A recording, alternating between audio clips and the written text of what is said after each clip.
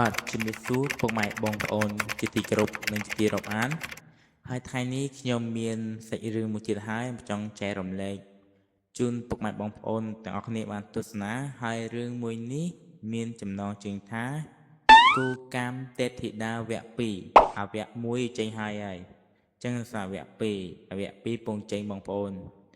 រឿងនេះវាមាននៅក្នុង Telegram របស់ខ្ញុំលក្ខណៈជាដំណរលីងល្អមើលបងប្អូនបើបងប្អូនចង់ចូលមើលអាចយល់ដងអញ្ចឹងបងប្អូនគ្រាន់តែចុចទៅលើ description ដែលខ្ញុំបានដាក់ខាងក្រោមហ្នឹងទៅឬក៏ក្នុង comment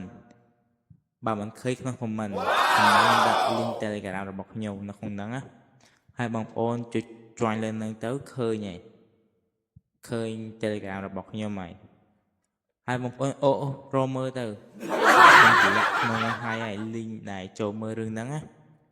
ចឹងវីដេអូហ្នឹងមានប៉ុណ្ណឹងបងប្អូនបើបងប្អូនចូលចិត្តអាចចុច subscribe និងរូបកណ្ដឹងដើម្បីទទួលយកនៅវីដេអូថ្មីៗដែលខ្ញុំបានបង្ហោះទៅលោកបងប្អូន